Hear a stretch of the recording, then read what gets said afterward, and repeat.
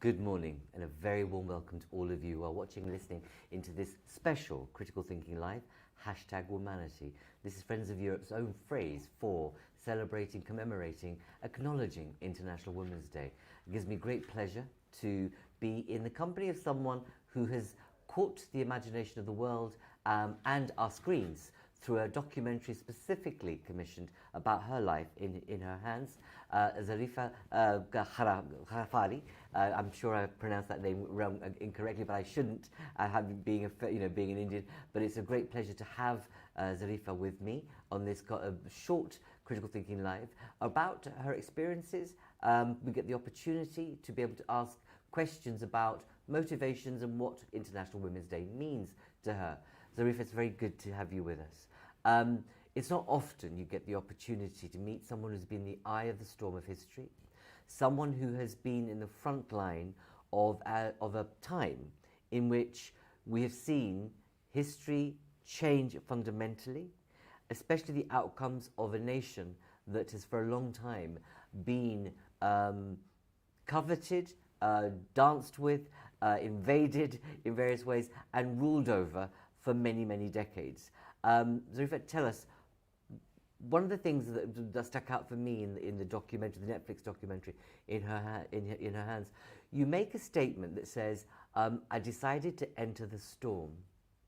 What were you thinking when you said that? And did you understand what that meant for you and what that might mean for your life? Just let us understand what you meant by that. Thank you so much. It's definitely a pleasure being here and talking to you on this important topic.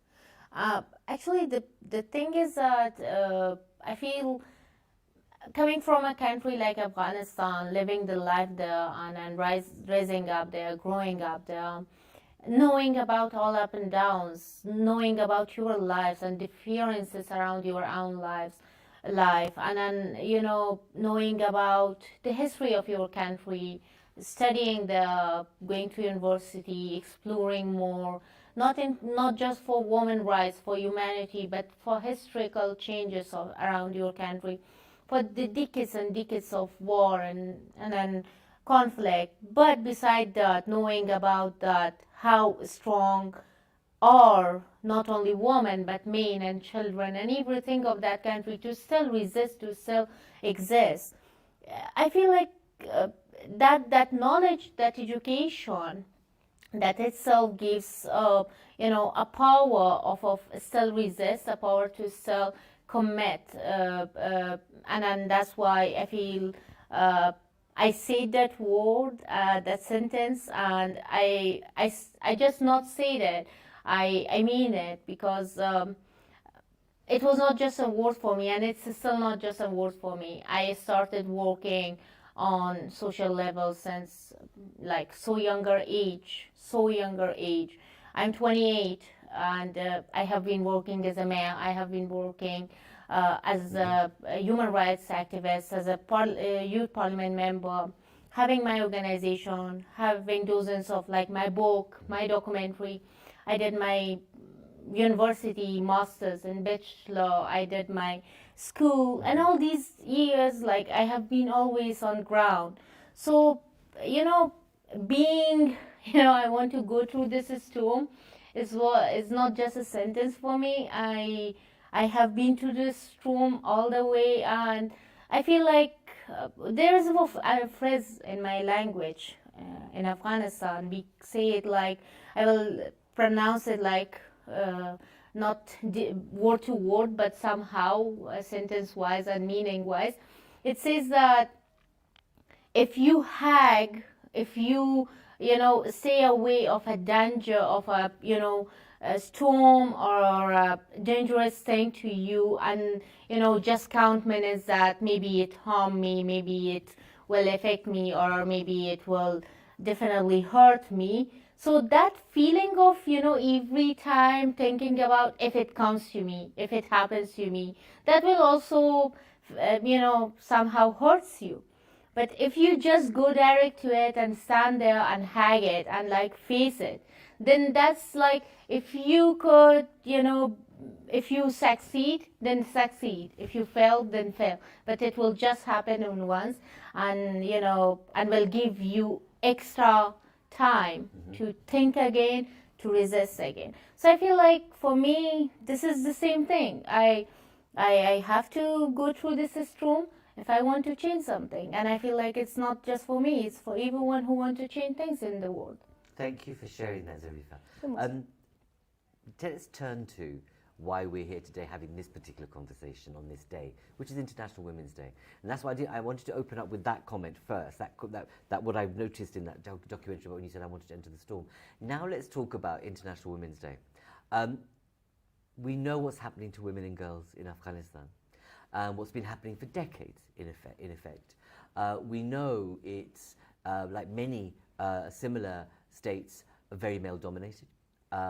And many people will use religion as a rationale for the treatment of women, but you and I both know, and many people, hundreds of millions of people know, that there isn't a religion in the world that actually suggests that women should be treated in the way they are being treated today in Afghanistan. When you think about International Women's Day, does it mean anything? When you think about what's happening to women and girls right now in Afghanistan, and here we are in Brussels, the whole world is celebrating International Women's Day. Does it have any meaning for you?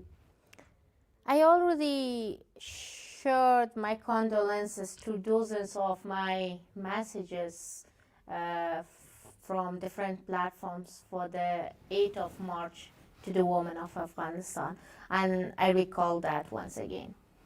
Because I feel, it's whatever is happening in Afghanistan, it's a disaster overall, but in the life of women and like women's, regarding women's situation and women's rights, it's a must.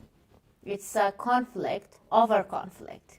It's a conflict which I don't believe the entire world, at least like in 21st century, the world is busy in thinking about how to live in Mars. And now in the same corner, in the same world, in another corner of it, there is a country where girls are not able to go to school. Just so primary right. So it's a very big disaster happening there.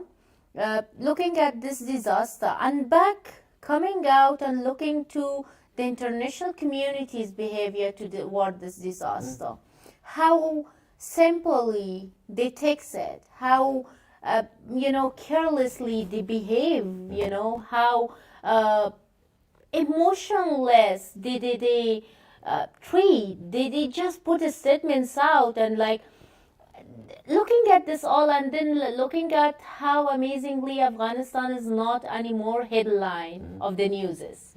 And it's not an interesting topic anymore to anyone. Everywhere you go, you have someone else another.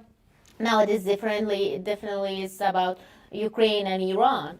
And if Afghanistan is in the middle of these two, no one, if you have questions from audience that, this is the time for a Q&A, do you have questions? No one will ask anything regarding Afghanistan.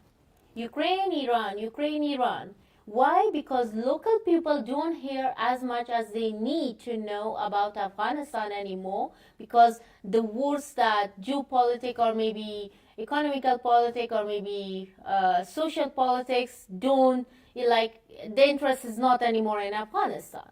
So the interests have been shifted to Iran and Ukraine anymore. I always like the superpowers' interests. So looking at this, definitely, it will be so hard, and it is so hard to congratulate Women's Day to women of Afghanistan.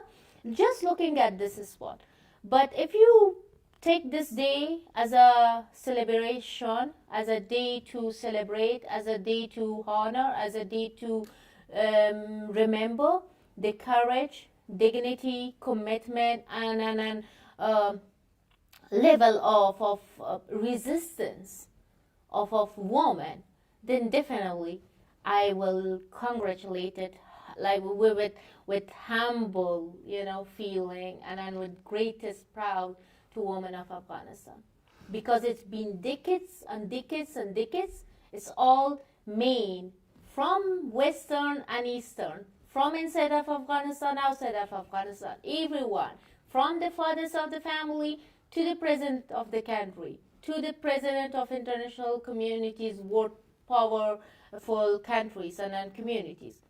They are all men doing things to women of this country. But the woman still resists, the woman still exists, and the woman is still, definitely, there are everyone says Afghan women are victims. Yeah, we are victims of bad policies, bad politics, bad, things happening to my country and my people. But we are symbols of resistance, symbols of commitment. And I feel like the history of the world is a clear sign for it. Absolutely. Thank you for sharing that with us. There's a moment in the documentary about your experience in her hands, where there's a woman who tearfully looks into the camera and says, so many of you have been here before, and now you've left, and nothing has changed. Where are you now? She says. Do you feel fundamentally let down by the West? This woman is no one else than my mother.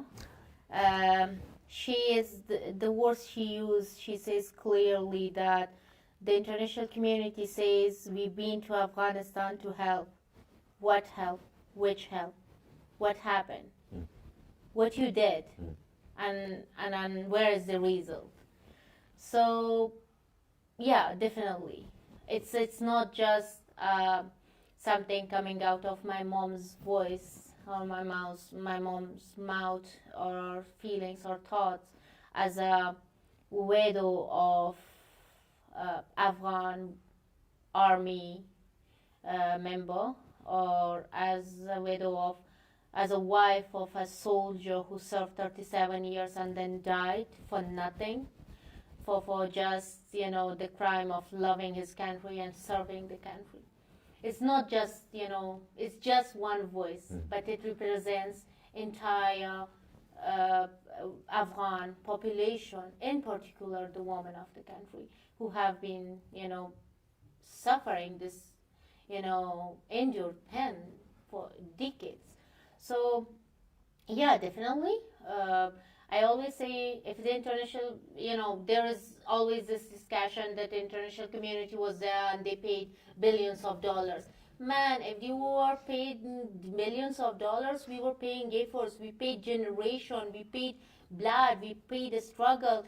If you were paying money for a project, like construction project, like example, it was me, my brother, my sister, my uncle, my father, working at the front row, building that street or that building or whatever the construction was for, and I'm just there to get like bullets of Taliban on their cheeks. It was not just that, but to all the things. And the biggest example is like, if we can, if you just go and look, if you search and look like international soldiers, there were dozens and hundreds, thousands of them, and then thousands of them in Afghanistan. But it was just like not more than 5,000 soldiers being killed. I share the pain. I share my condolences to the families of the soldiers, because they were also victims of something which was not their fault. But it was just politics, and they have been played in it the way we. But, if it was 5,000 entire 20 years, we just in defense ministry, we had more than 40,000 recorded soldiers died, traitors. Like, man, and then the same way with the civilians, with all the things. So I feel like it was the biggest mistake at the starting by playing or implementing the wrong policy in Afghanistan, bringing previous warlords back to power was the biggest mistake of international community. And if they are doing it once again now, it will be another disaster. It will be another mistake that the history will definitely remember it. Like nowadays we are reading about the history of British Empire or a Soviet Empire, and then we are talking about the mistakes and failure, the same will remain. And that way, but I'm sure this will remain more, perfectly with all the proofs and everything than the ones we have it from previous history. So definitely it's a big mistake from that starting, the international community's involvement in Afghanistan, investing dozens of money like fun nothing, by the name of like there was dozens of money coming in by the name of support to women's rights. And if you were going to just investigate where this money is going to or where it goes, there was some organizations taking this money for a project by the name of spreading awareness for women's rights. So what they were doing, they were just collecting girls or women from universities and colleges and schools to give them lectures about women's rights. Man, they are studying in university and college and schools. You don't need to teach them women's rights.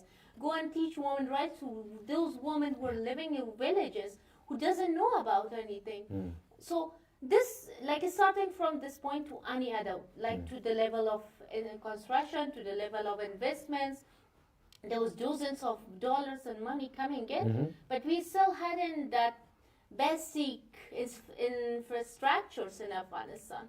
We still haven't. We still just 8 hours by drive from Kabul city.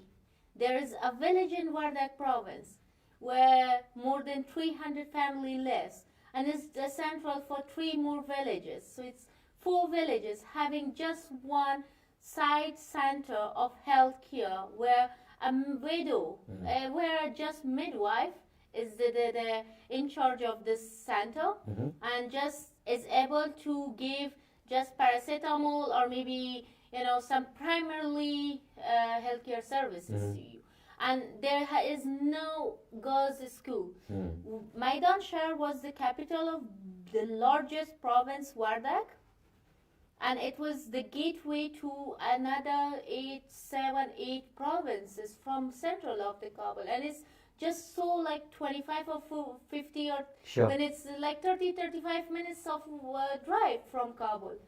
But this capital had just one high school for girls, just one, with 8 or 7 classrooms. So this all from that time until negotiation with Taliban. Who the hell, I'm sorry for my language, but it's who the hell they were to sign a deal with the killers who were standing there in front of me and killing me, and then you're coming in and signing a deal and then letting everything go. Why?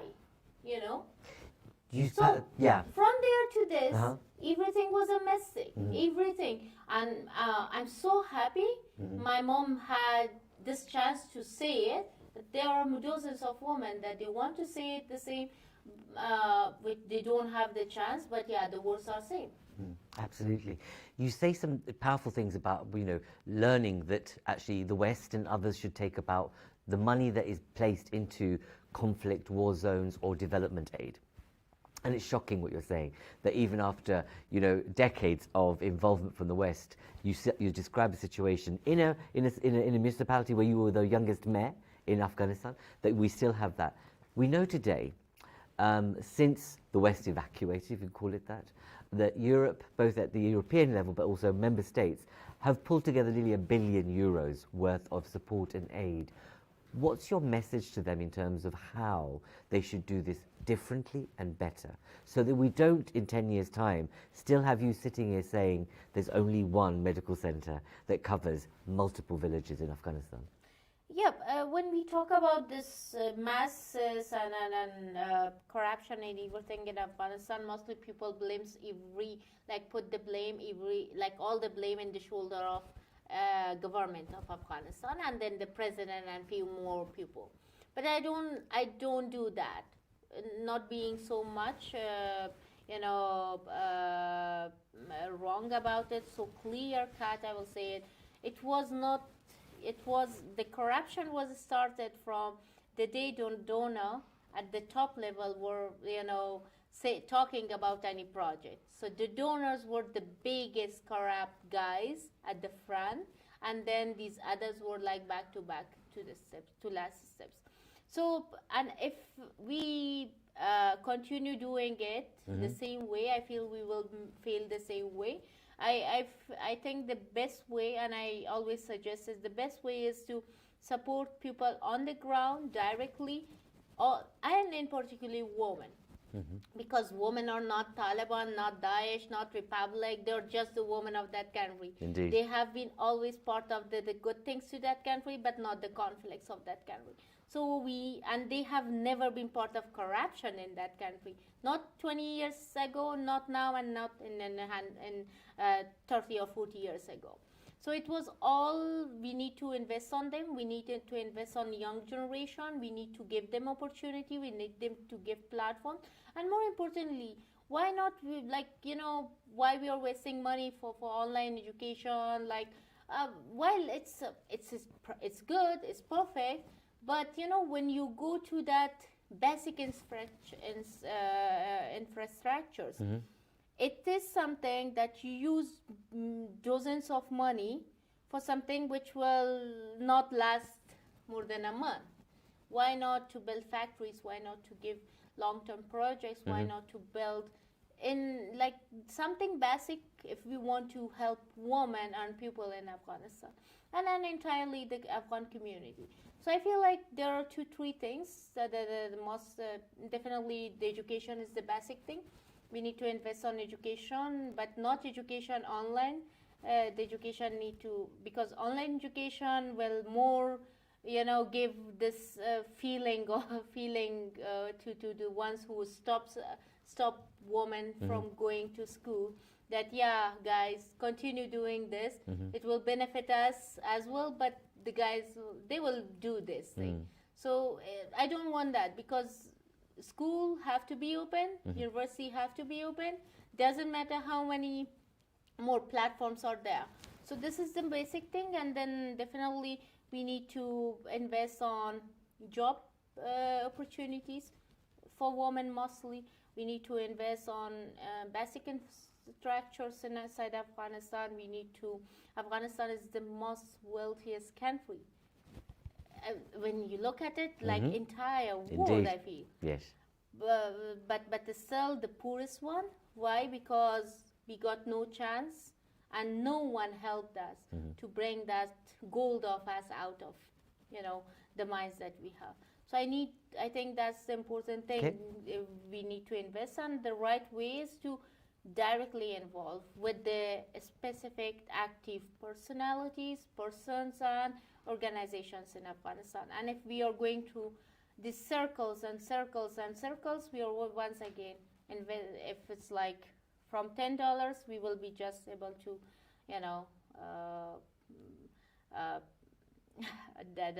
use. I don't believe it will be more than $1 on the ground. Exactly. Zarifa, thank you for that. In the time that we've got left, I want to touch upon a couple of more issues. I want to go back to you becoming the youngest mayor, one of the very few women in the political infrastructure, if I can call it that, of Afghanistan. Tell us a little bit about what motivated you to get to that point, and how did you create the support, especially amongst men as well as women, for you to become the youngest mayor in Afghanistan? Definitely it has been the hardest challenge I have ever had in my life. It was the hardest job I ever had in my life, and the hardest task. I did it. I done it, but it was a beautiful thing, because I feel the most important one was was believing myself that I could do it, and pushing myself, not giving up, the commitment, the resistance, and the knowledge of the situation was important. That I believe, was the main point. Secondly, it was the knowledge of how important it is to have this engagement in such a society, to prove not only myself as a young, educated lady, but to prove women as a power for the country, to prove women and their power, their commitment, and their resistance despite all the risks, challenges, and losses. So I feel these are the two great reasons that could make you do anything. But for me, at the starting point, mayorship was nothing like something I wanted. It was just the guy who is now having the pleasure of being my life partner and my husband. He he asked me for just try it once. So I just went for just a try. So on this occasion, it was a man behind a woman rather than a woman behind a man. And he was like, just try. And then I was like, that time we just knew each other and we would start the newly business partnership for my radio station. So then, after some time, I realized that there are activities happening around to break me down. And it's all men. And the words they were putting back, it was like, she is characterless, she is a young girl, she is, foreign agent, she have been having dozens of boyfriends in India, and so mindless and illogical stuff. And then I realized, let's show them, they can't defeat me with these things. It's like old policy. Indeed. And not working with me. So then mayorship became like a passion and a goal, and I was like, yeah, if I'm working in government one day, this is the job I want. This Excellent. is the position I want. So that's how it started. And despite all the losses and all the difficulties, it has been and it will be the amazing time period of my life where I feel like if I am a complete Afghan young girl, it's because of the period I've been working as a mayor. We're living through a time, and often from our point of view, we've described, as Friends of Europe, that this early part of the century should be a century about women, in the way that the last century and the Western war has been more dominated by men. We've seen women like you enter politics and positions of relative power, but we've also seen, just in these past 6 months, prime ministers or first ministers resigning, women who have felt that actually they need to leave politics because it's not for them, or they've got private reasons for leaving. But we're losing Jacinda Ardern from New Zealand. We've lost the First Minister in Scotland, for example, Nicola Sturgeon. Two very powerful leaders amongst many others. What's your message to women and girls out there in the world about the world of politics and why it's important or not? If we want to change not only things for ourselves, but for our next generation, we need to step out and take the rule and take the lead position and run it ourselves. Doesn't matter. It starts from voting to be present on a top level of decision making. And it's only possible if we believe ourselves, if we don't give up, if we have the commitment, trust, and that love and patience to the thing, to the issues, and to the matters we believe on. So my message is so clear to every woman out there. Trust yourself, guys. Be the real ones, whoever you are. Accept yourself with all failures and all achievements. You are the best, always, always, and always. You are the one who can change. You are the one who can make change, who can bring change, who can change the changes the way that the world needs it. A woman is not just a woman, a mom, a sister, a daughter, a friend, a wife. You are one, but in dozen of personalities that you carry with yourself. So you can change things more better than a man who's just a man, mostly. Well done, Zarifa. Thank you very much on that note. There's one final question, because people would say you should end on that note. And that was brilliant, and it was important that you said that. Those messages of self-esteem and self-belief are absolutely important for everybody, but in particular women. You've spoken about how the spotlight moves on. We've seen conflicts move on. One of our messages around the Ukraine war is don't let it become a norm, that do not normalize the Ukraine war, because if we do, we'll have another conflict that will just go to the side. My question to you is, what's your message to politicians, journalists, women politicians, women journalists out there in the media, internationally, the ambassadors that are women, that are in the world at the moment, who are in and around Afghanistan? What's your message to them? My message to all the politicians, to everyone involved in Afghanistan, to decision makers, to policy makers, and to the ones who are sitting at the top to decide for the next future. Please don't seek difference in the color of blood of Afghan citizens and other human beings all around the world. We are same human beings. We hurt as much as you hurt. The Ukraine war is so clear example. You have this war since maybe a decade, but we suffered war for decades in Afghanistan. More than 6 decades regularly we have this war and conflict in Afghanistan, and millions of widows and orphans and martyrs. So first of all, this is so important. Secondly, the important topic is Afghanistan is not a project, not short term, not long term. Afghanistan is a country with beautiful history, with beautiful, colorful culture, tradition, values, dozens of tribes, dozens of languages coming together, which is all the flowers of this beautiful garden coming together, making the history of the world complete in every corner. The piece of the world complete in every corner and from the every corner. So I feel Afghanistan need to be treated as an equal member of this world community. And the politician, everyone, it's not a place where you guys could just, use it to experiment, like to just do your power experiments there. It's not a place where you guys could just use it when you need, when your power need, when you seek your benefit in. It's a country. The people of that country are humans. And the last thing I believe is important. The war in Ukraine is like, I hear a lot to let's not keep it that way because it will, be normal, and don't normalize it. Guys, you normalize it in Afghanistan since decades. How you can ask now that don't normalize it? You did it.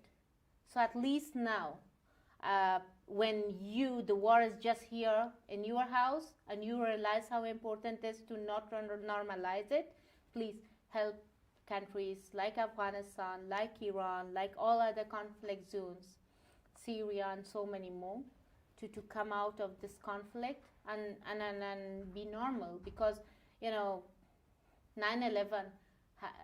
no one forgets.